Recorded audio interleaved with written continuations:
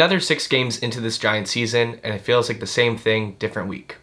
Did we gain momentum, or did the Giants already dig their own grave? Hi, and welcome back to another episode of Buster and the Giants. I'm your host, Jonah Johnson, a freelance video producer and editor, and a die-hard San Francisco Giants fan. In today's video, we'll be recapping the Padres and Pirates series, looking into some consistent bats in the Giants lineup, talking about the Patrick Bailey trade and what this means for the catcher position going forward, and looking ahead to the 10-game road trip the Giants have in front of them. First, let's talk about the Padres series. The Giants got off to an early 2-1 lead after the first inning. Ultimately, they won the game 3-2, so there wasn't much more offense for either team in that game. Caleb Killian came in for the save in the 9th inning, earning his first save on the year. However, it didn't come without a little chaos, as Ramon Laureano hit a solo shot to center field, making the game 3-2 instead of 3-1. In Game 2, the Giants got crushed 10-5. They scored 4 out of their 5 runs in the first 2 innings, and after that, the offense was pretty quiet. Logan Webb was pulled after 4 innings due to knee discomfort, and later on in the week, he'd be placed on the injured list due to this lingering knee issue. In Game 3, the Giants lost 5-1. Their lone run came on a Rafael Devers solo shot that just made it over the left field wall. Adrian Houser pitched well that game, allowing only 1 earned run in 6 innings pitched. It was a tough series loss to the Padres, but sometimes you need to be a goldfish and forget what just happened. And that's sort of what they did in this Pirates series. In Game 1, the Giants won 5-2 in a game that felt like they had control the whole time. Rafael Devers hit another solo shot that towered over the center field wall. In Game 2, they got spanked 13-3. Landon Roop was in the game for only 4 innings, throwing a total of 96 pitches and allowing 1 earned run.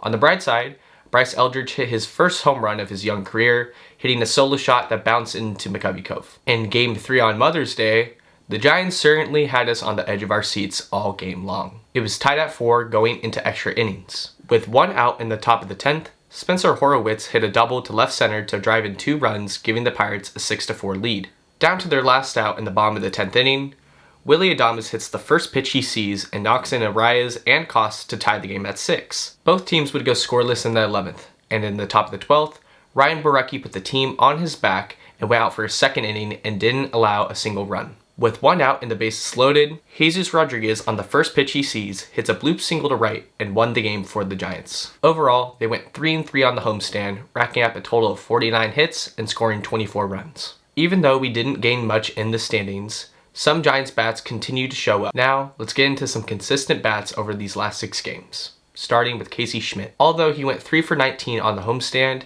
he did hit 2 home runs in the first 2 games of the Padres series. Next, Rafael Devers.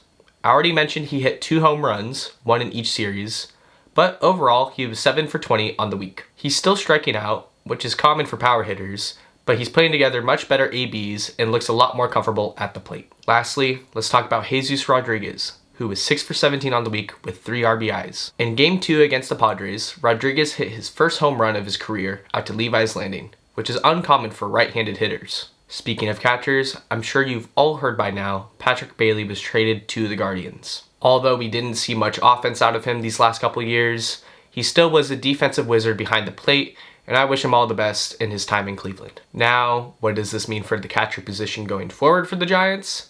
Daniel Suzak and Jesus Rodriguez? Daniel Suzak and Eric Haas? Maybe all 3? As of right now, during the time of recording, no decision has been made, but I'm sure we'll find out before the Dodgers series begins. After another underwhelming week for the Giants, they head to Uniqlo Field at Dodger Stadium in Los Angeles for a 4-game set, and then head to Sacramento to face the Oakland A's for a 3-game set. On Monday, in Game 1 of the Dodger series, it will be Trevor McDonald versus Roki Sasaki. On Tuesday, it will be Adrian Houser versus Yoshinobu Yamamoto. On Wednesday, it will be Robbie Ray versus Shohei Ohtani. And in Game 4 on Thursday, Landon Roop versus Emmett Sheehan. Right now, it's unclear who will be pitching for the A's or the Giants for that series, but this message goes out for any Giants pitchers that may be pitching over the weekend. Please keep the ball on the ground. The ball flies out there in Sacramento, and there's a lot of power hitters in that A's lineup. We're almost a quarter way through the 2026 season, and the Giants sit at a record of 16-24. Do you think they could turn things around? Let me know down in the comments.